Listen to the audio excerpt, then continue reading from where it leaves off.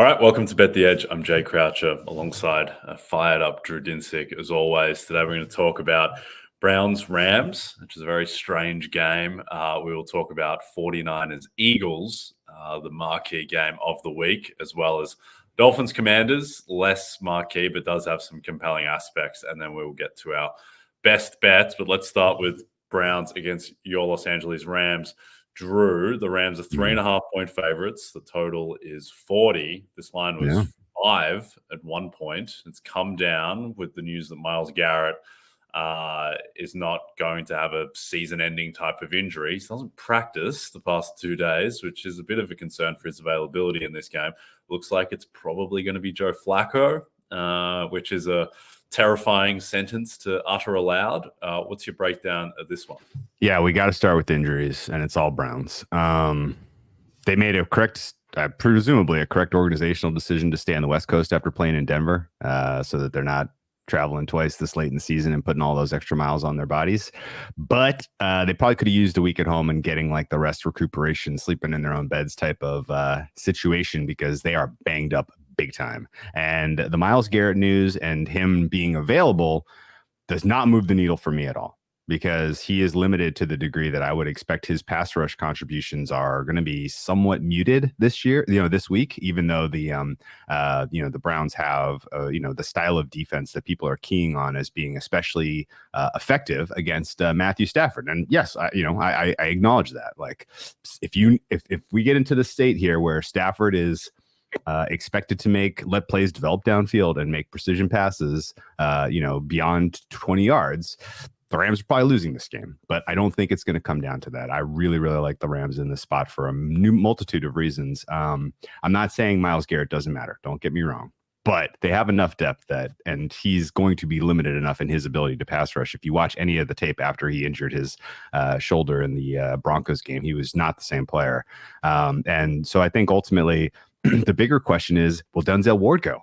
Denzel Ward's absence was massively felt against the Broncos, and it will be super important for this game where you have this dynamic set of wide receivers for the Rams going out there. And yes, I know Cooper Kupp is hurt and hasn't been as effective. I know Puka Nacua has been hurt and hasn't been as effective, but they still have a number of different ways they can attack you.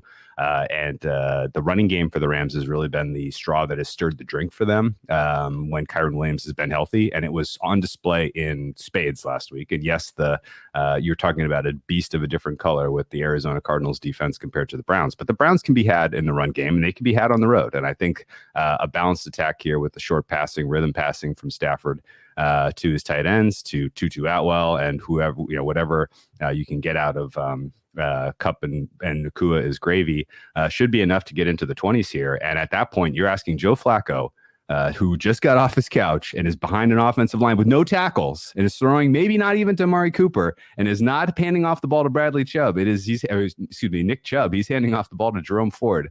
And they're going up against Hall of Famer and Aaron Donald and, Defensive Rookie of the Year campaign. My campaign for Defensive Rookie of the Year and Byron Young at 75-1.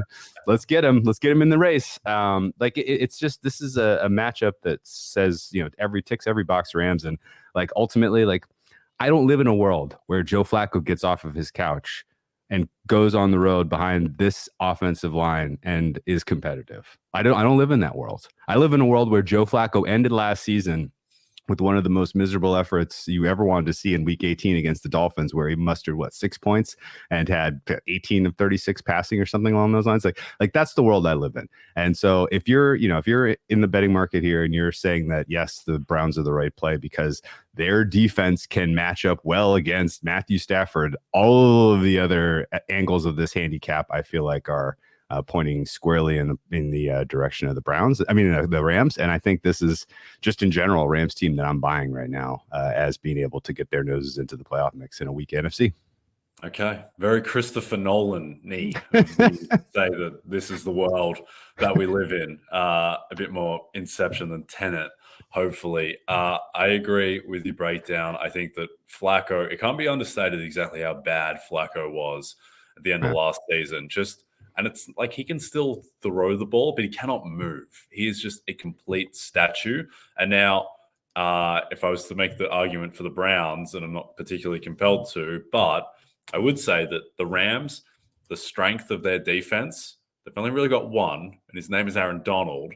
Yeah. And he's an interior pass rusher. And the one part of the Browns' offensive line that is good is their interior, where they still have Bitonio and Wyatt Teller and Ethan Pochich and the tackles on the outside who aren't up to snuff because they've lost their guys. And so now we're dealing with backups there. So that would be one thing. Mm-hmm. But I do think just we think of the Browns as the best defense in football. Well, they're not the best defense in football if Denzel Ward, who hasn't practiced 2 days in a row, if he can't go, and if Myles Garrett, who it's so funny, like Stefanski's saying there's no structural damage with his shoulder. Can I back minus 10,000 on the other side, Kevin? Because there's definitely structural damage. You don't have your arm in a sling and need help getting dressed if there's nothing wrong with your shoulder. Maybe it's not broken, but I'm sure there is something wrong with it that is going to hinder Garrett. And the fact that he hasn't practiced the past 2 days implies that he's not going to be, the world wrecker, in this case, your world, given I know you're on the Rams, that he has been for pretty much all of the season leading up to the Denver game. So, yeah, Amari Cooper was back at practice today. We're recording on Thursday, but he may not be full go either. So you're really counting on Jerome Ford and the Browns running game against the but not dreadful Rams rush defense. And then Flacco is just a Giants unknown. And I mean, actually, it's terrifying, but I think he's probably a better option than PJ Walker at this point, just because there's a bit more of an unknown with Flacco, just because he's never been in this offense before. And we've seen PJ Walker be in this offense and be effectively the worst quarterback in football this season. So I agree. I think that there is a certain flaw that Stafford and Nakua and Kupp and Higbee and Kyron Williams that they give you that right now the Browns, they don't have. And if Ward and Garrett were right, then I would feel differently, but they're not right. So I am with you on the Rams. Let's jump to Miami, Washington quickly. Dolphins are 9.5-point favorites at the Commanders. Total is 49.5. Do you have any play on this one? Yeah, I fired an under on this one. And it comes down to a couple things. Dolphins are a fast team. They rely on speed, and the FedEx field is pretty miserable. It's especially miserable in rainy conditions in December, which is expected on Sunday. And I think there's obviously nothing positive to say about the Commanders' defense. But at least Jack Del Rio has handed plays over to Ron Rivera, who seems to be coaching for his life. So if the Commanders at least have some tendency breakers on defense and aren't as predictable, maybe that catches the Dolphins a little bit off guard. But even more than that, my ratings right now for the Dolphins defense, and I know Jalen Phillips is out with the Achilles, but boy, oh boy, like they have been playing outstanding football lately, and they are shooting up in terms of EPA per play. They are shooting up in terms of just overall quality, success rate. Every metric that you can track is telling you the Dolphins are for real defensively now. So the idea that the Commanders are going to get into the double digits, I would really say is okay. Good luck to them. Not really much they're doing in terms of balanced offense right now. Nothing of confidence coming out of Sam Howell at this point. And I think the remaining outstanding pass rushers for the Dolphins could be pretty effective at keeping the Commanders in check here. So rather than lay the price with the Dolphins, which is pretty rich, I took a shot at the under here, basically just expecting that the sloppy conditions in the slow field help neutralize some of the speed of the Dolphins, and that this is more of like a 30-10 type of game than it is, 35 to 17. Yeah. I think that's fair. I'm still surprised this game hasn't gotten to 10. The Dolphins are still favored by single digits. I think the Commanders' defense has now just reached the point of absolutely no return, where they have no hope of approaching seriousness or anything. They don't have any strength left with Sweat and Chase Young gone, and the secondary was already bad. Right now they have the worst pass defense in the NFL, and now understanding that the turf the conditions may slow down Tyreek and Waddle to some extent, but they've got a fair bit of wiggle room and margin for error in terms of what they can do. And I agree that the Miami defense it's such an interesting test study of just what a true number one cornerback does for your defense. You compare what the Rams with Ramsey look like now, and particularly what they look like in Frankfurt against the Chiefs, because that was their big test as a defense since Ramsey has come back. And look how they slowed down Mahomes, and the Chiefs scored 14 points on offense that game, and then got the fumble 6 from Tyreek. Compare that to what Buffalo did to Miami in the first month of the season, where it was just a free-for-all, and the Miami boundary corners just had no hope whatsoever. So with Ramsey back in, like the addition and Jalen Phillips going down is terrible and definitely hurts them. But they do have other alternatives at pass rusher where that will be mitigated a little bit. And just having Ramsey come in and look the way he does, yeah, I would think that this is going to be a top 6 or 7 defense going forward to pair with what is a top 5 offense. So the Dolphins are pretty good at the moment, and I think they will cover this game. Okay, before we get to the big one, 49ers-Eagles, a reminder that Friday, December 1st at 11 a.m. Eastern, Vaughn Dalzell, Brad Thomas, and Eric Froton are answering your college football betting questions for Conference Championship weekend, including Jaden Milroe and Alabama, trying to potentially crash the college football playoff with a win over number 1 Georgia in the SEC title game. I need Bama in that game, Drew. Need him in a big way. Hopefully, Dr. Saban has cooked up something to knock Georgia. You're trying to get Georgia out of the 4? Yes, which is so I need a Bama win.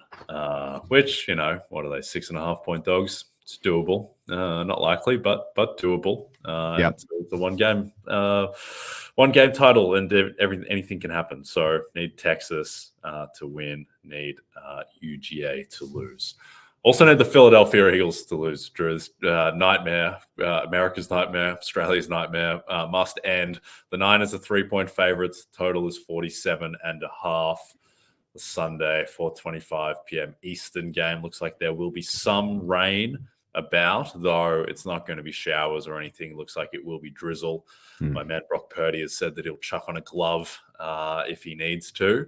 But otherwise, he is not affected by drizzle, he says. What's your breakdown on this? Do you agree with the line now being, it's pretty incredible. Like the Eagles are plus 145 on the money line, some spots at home. It's a 10-1 team. They are dealing with some injuries, though. Fletcher Cox, Zach Cunningham, and Dallas Goedert. Expect that they will all not go. So what's your read on this one? When we previewed this on Sunday, I was gung-ho Niners, like, let's go. Yeah, here finally, and the Eagles, the Bills come due. Can't keep getting away with this. Can't keep getting lucky. I've cooled on that a decent amount, mostly because I am a hair concerned about the offensive line for the Niners, and I am a hair concerned about the secondary for the Niners. Not to say that either of those things really sways my confidence that they'll ultimately win this game. I think they will.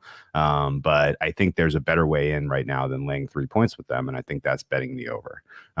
This is a decent opportunity, I think, for Brock Purdy to flex. There is a lack of talent right now at the linebacker position for the Eagles because of injury and just the way that this team is rostered. They have kind of gotten by with, kind of patching and sticks and twine at the safety position, although the move for Byard has definitely helped elevate them a little. The slippage in play from Bradbury and Slay this year cannot be denied. Like those cornerbacks can be beaten now. And I think that just the general mastery of scheme that Shanahan brings to the table with his healthy set of weapons should be enough to get Brock Purdy and company into the high 20s here, at which point it's going to be up to the Eagles to play catch up. And, the Eagles are at a state right now where they have a decent advantage with their wide receivers up against the secondary for the Niners. The absence of Hufanga probably matters here in terms of being just an absolute lockdown defense that can put this game away comfortably. But I don't see the Niners running away here with their power running game if they do have a lead. And I don't think the Eagles can realistically put this one away either. So this is a game that I think is going to be score and answer. It's going to be decided in the fourth quarter. It's going to come down to the high leverage plays. It does scare me a little bit that the Eagles are so unbelievably effective at those high leverage plays. I don't think that the short yardage stuff for the Niners is all that great in terms of defense. And so that's a little concerning that they are ever going to be able to get the key stop, not unlike what we saw with the Buffalo Bills last week. So when it's all said and done, I think that it should probably be 2.5. 3 is fine, but not bettable in my opinion. But I think this total is still a little bit too low. I would have made it 49. I think over 47.5 is still a play. I got 46.5, which at the time felt like an absolute gift, but I think there was some concern about the weather. With that kind of waning now, this looks like a pretty cool offensive game to me. And as long as it's like 24-24 in the fourth quarter, we can just enjoy a fantastic ending. What I want to ask you is there are some sharp books that will take some big bets in the MVP market right now, Jay. Yeah. And they will give you a price of Jalen Hurts plus 125 to win the MVP, which is conveniently the exact same money line price of this game. Okay. That seems like a poison price for me because I don't think this win clinches this award for Hurts. But what it does do is kind of eliminate the Brock Purdy candidacy, right? How do you see this game in particular playing out, like the ramifications in the MVP market? Is there a way to get a better price on Hurts MVP by just parlaying moneyline Eagles this week with moneyline Eagles next week against Dallas? Because presumably 2 more wins for the Eagles and it's a wrap, right? Yeah, I can't remember an MVP race with this little clarity going into where we are in the season now. Like, I think that there are 5 guys who could all make the case that their fair price is shorter than 9-1, which is almost unprecedented. And I would make that case for Hurts, Mahomes, Purdy, Lamar, and Dak.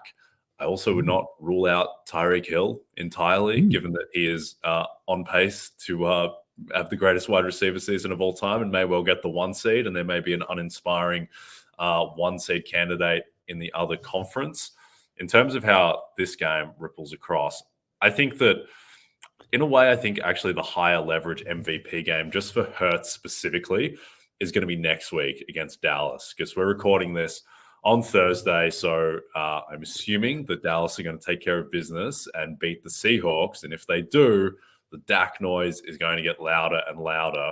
And then he will go into Sunday Night Football at home with extra rest against Hurts.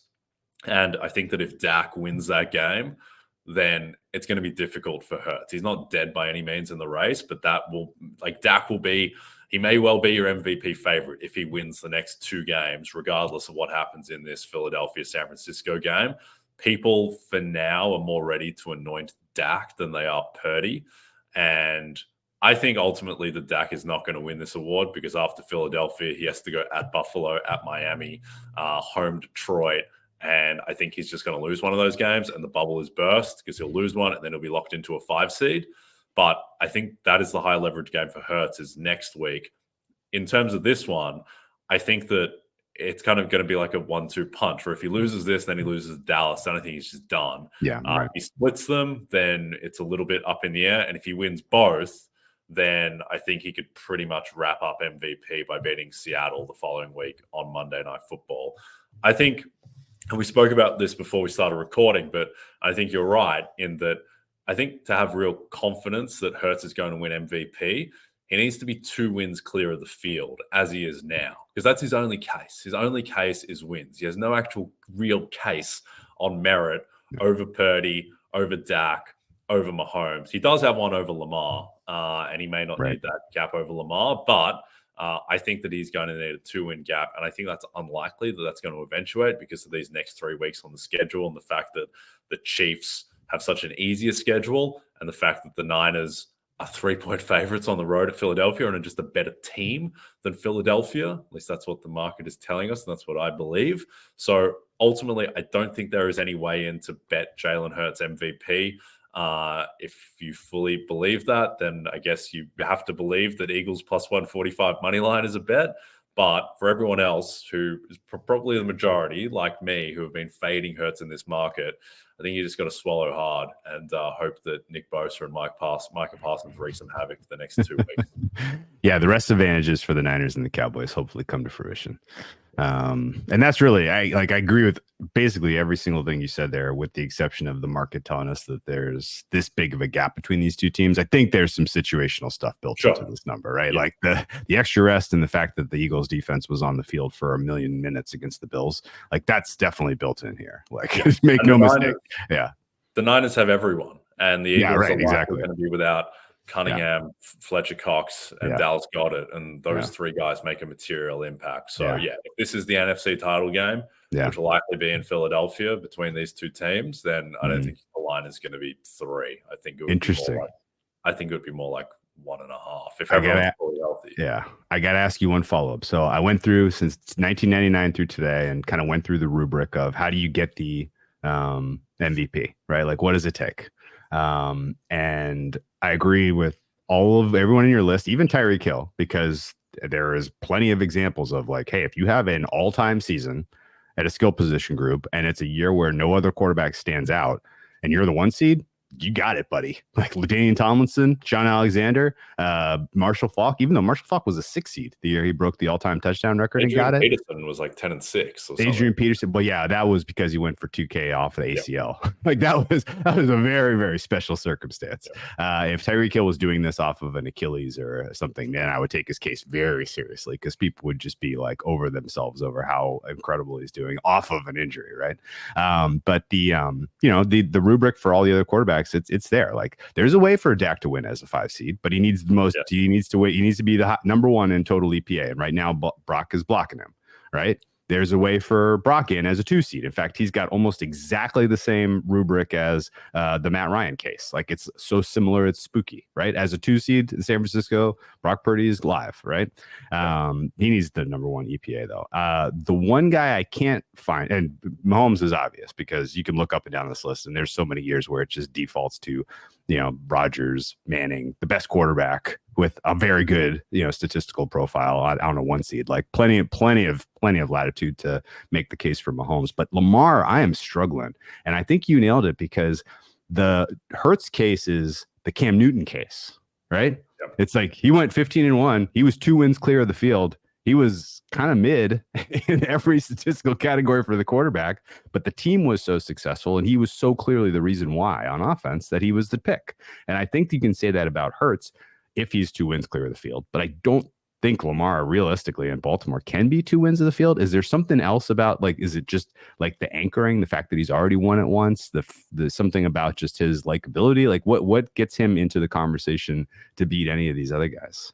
So it's complicated because on merit, I'm not sure I'd have Lamar in my top 6 at the moment. I'd have Josh Allen very clearly ahead of Lamar. Sure. But I think it's just people just, and it seems so silly and reductive, but people just really like, and they are really overrating Lamar Jackson this season, where it's just, there is something that is kind of, he has a certain immunity to his passing numbers because he runs the ball as well. And so it's like, well, yeah, you can't judge him on his passing stats because he runs the ball and he's the entire offense. It's like, well, he also gets sacked a ton and fumbled a ton as well. And everyone looks as well the fact that he's only got 5 interceptions on the season, whereas these other candidates have 10 plus. It's like, well, yeah, but he fumbles it too, and fumbles are worse than interceptions if you lose it, because they recover it right at the spot instead of it going further down the field.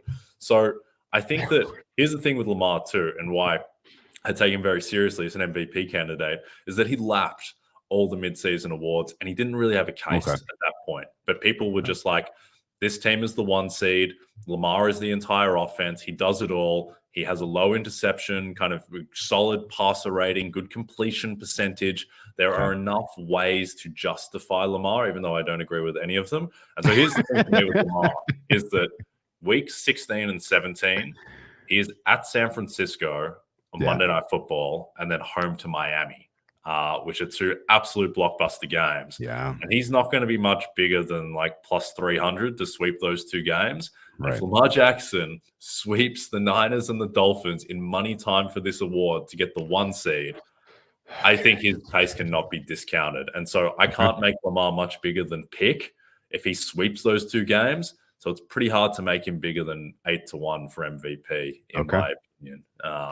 Thank you for spelling that out. That makes perfect sense. Yeah. Okay. Just lastly, before we move to Chiefs Packers, one thing I just want to say about the San Francisco secondary is that coming out of the bye, everyone's focusing on like, oh, Chase Young and the pass rush. What they did out of the bye is that they moved Diomedor Lenoir, I call him Lenoir. Yes. Yeah. He's always been the weak point of their secondary and the place that, teams pick up because Charvarius Ward is so solid, because the safeties are so good. And they moved him into the slot and they put Ambry Thomas on the outside. And I've always enjoyed Ambry's work. He's been very kind of unrefined, but he has been amazing the past 3 weeks. And Lenoir on the inside has been better as well. And if this Thomas thing is real, and I think it might be, and you've got Thomas opposite Charvarius Ward, Lenoir in the slot, you have, I know they lost Hufanga, but this kid who's come in, I can't say his first name, but his last name is Brown. He's been really good since he's come in. And I just think this defense, I would project that they're the best defense in football the rest of the way if this Ambry Thomas thing is real. So that is just another thing for the Eagles to be worried about. So I look forward to them overcoming that as well on their way to a 28-27 victory off a Hail Mary. Dude, Max Payne is going to be the Niners just romp here, and I have no dollars on that. And it's like 38-3, and there's 41 points. I will be quite crestfallen on Sunday nights. The two bets to make off of this game, if you believe in the Niners, one, Brock Purdy is still like 15-1 to win MVP, and Patrick Mahomes is still plus 600, which both of those prices are just completely ludicrous to me. To me, they should be the second and third favorites. Well, I mean, Mahomes is the second favorite, but he should be much shorter. And I think Purdy is more likely to win than Dak and Lamar ultimately. All right, before we get to that Chiefs-Packers game, we have a little promo for it. It's a career first for Patrick Mahomes on Sunday Night Football. The reigning MVP will travel to Lambeau Field for the first time in his career when he takes on Jordan Love and the Packers. Coverage begins at 7 p.m. Eastern, only on NBC and Peacock. This line has been storming towards the Green Bay Packers. They are 6-point dogs now to Kansas City. I think this might be trending towards 5.5, some spots even. The total is 42.5. Was the look ahead on this 8.5 at some point, and then and at open it was more in the 7 range. But do you believe in this Packers steam, Drew? Yeah, no. I'm first of all, I'm mostly excited to see the Chiefs wide receivers drop passes in a new location. They've never done it before in Lambeau Field, so that's exciting. But no, I am not part of this Packers team. In fact, I probably unwisely got involved in this market too early instead of letting it just kind of continue to drift to 5.5. Not that I'm saying I have any kind of influence on stopping a move like this, particularly like when limits are what they are right now. But yeah, I bet the Chiefs at 6. Largely thinking this was a little bit of an over adjustment for a Packers team that, kind of played a 99th percentile game against the Lions. There was one kind of exact game state path to victory for them to really get that team, and they got them. And the defensive line won their 1v1s against the offensive line for the Lions, and they were up that day. They played a perfect game. It was really, really, really cool to see because I'd like the Packers to be competitive. I would like this team. I like more at teams in the NFC to be teams we want to watch, Jay. That would be nice. And I'd like to see the Packers in the mix in the playoffs, not the likes of some of these other, clubs that are currently occupying, slots there. But I think this is a step back before more steps forward for the young squad, partially because this is a really, really different type of opponent to prepare for, not just the quality of quarterback you're getting out of Pat Mahomes, but the quality of defense you're facing now. I don't know that Nick Bolton will be active for the Chiefs, but the fact that they put him available to be activated is worth following because, if he is back out there, their run defense is a lot less susceptible to getting pushed around. I think that in general, the AJ Dillon experience is wildly underwhelming. And even if it is no Nick Bolton, I'm not sure the Packers are able to take advantage of sort of the weakness of the Chiefs defense, which really puts the ball in the hands of Jordan Love. And hey, you got to go do what you did last week, but now you got to do it against much tighter coverage. And I think we still need to see some more development before he is able to pull that off successfully, which means that I think the Chiefs are set up in a relatively successful potential opportunity here to get a lead, put it away comfortably, which is why I don't mind laying the points with them. The Chiefs match up, I think, well against the Packers defense. Packers defense is kind of, they have a very clear ceiling in terms of the quality of quarterback that they can really defend well against, and Patrick Mahomes clears that bar with margin. And so I think the pass defense is schemed well to be able to keep quarterbacks 6 through 32 in check. But Mahomes' mobility, his ability to evade pressure, and his ability to really hit the home run and utilize the tight end, all of it is kind of set up well to succeed against the Packers team. And then if you got a 2-score lead in the second half of this game, unleash Isaiah Pacheco against that relatively soft, difficult, the weak run stop. I think you can put this game away. So I'm Chiefs here. It's not a super strong play for me. I'm not this isn't like the best bet of the week. I don't even really remember why I bet it, other than just like it felt like an overreaction. It felt like you were catching the Chiefs at a little bit of a market low for reasons that I couldn't really put my finger on. Yeah, I think the Packers will be a buy in coming weeks. I think they could win out after this game. It would not shock me. But this is a bad matchup for them, and I think they take a small step backwards before a sprint to the finish. Yeah, I agree. And I think the thing here is that, Jordan Love is 9th in EPA per play this season among quarterbacks, which is incredible. But his little renaissance or emergence this past month, the 3 wins that he had where he played really well were against the Rams, the Lions, and the Chargers. And in terms of pass defense, the dropback EPA, they rank 19th, 21st, and 26th. And I think the Lions are worse than that 21st ranking, given that they are trending in the wrong direction. And now he gets the Chiefs, and they're 4th ranked defense in terms of dropback EPA against. So I think that's a problem for him. I think Mahomes found something last week in Rashee Rice and the way that they were able to utilize him. And now if Rice is going to be a real thing, to go with Kelsey, and it just seems like as the season is going on, they're just narrowing the options in a good way. And all right, not as much MVS, not as much Justin Watson, who cannot catch. And if it's just Rice and Kelsey and Pacheco and mixing in some gadget stuff for Kadarius Toney and Sky Moore, then I think that they should have more than enough. And the Packers also have 15 guys listed on their injury report. Now, most of these guys are practicing, but I'm not sure they're all going to play and come back. Yeah. Let's see what happens with Jair Alexander, Devondre Campbell. I don't think we're going to see Aaron Jones. So Packers dealing with some issues on that front, as they have for most of the season. Okay. All right. Before we get to our best bets, a reminder that Bet the Edge isn't the only show. Every weekday during the NFL season, you can also check out the Fantasy Football Happy Hour with Matthew Berry, Connor Rogers, and myself. It airs live on Peacock at noon Eastern, re-airs at 4 p.m., and is available on our NFL and NBC Sports YouTube channel, as well as wherever you listen to your podcasts. All right, Drew, what's your best bet?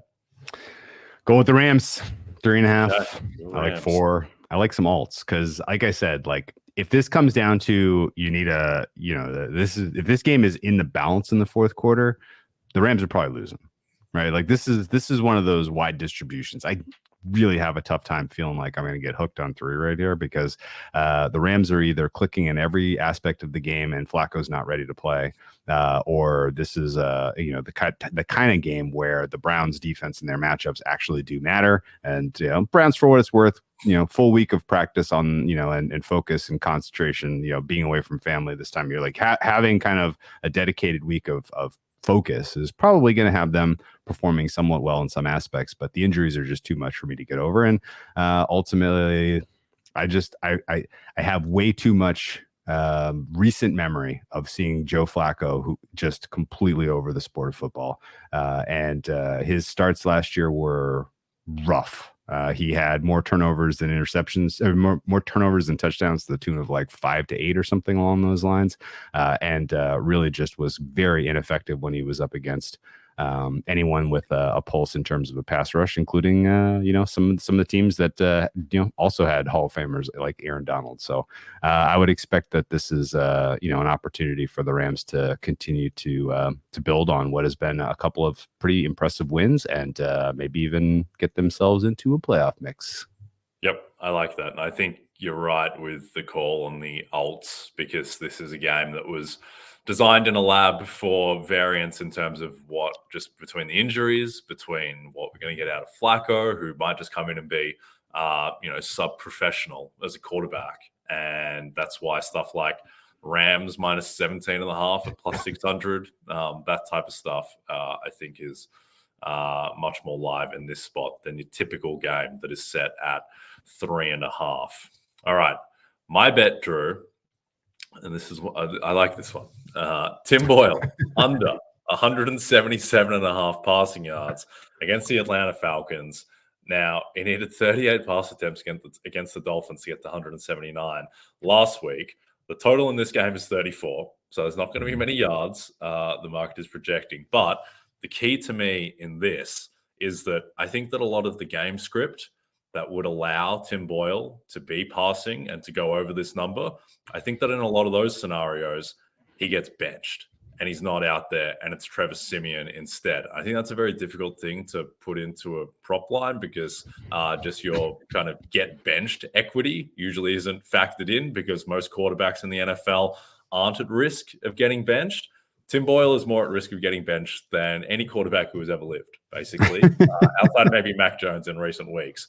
But I think that if the Jets are leading, then it's going to be Breece Hall. And I think if they're down, it's not working with Tim Boyle. And I think that they go to Trevor Siemian at some point. And I don't really know why they haven't gone with Siemian in the first place. But I think that however you shake it out, I don't see Tim Boyle getting to 178 passing yards.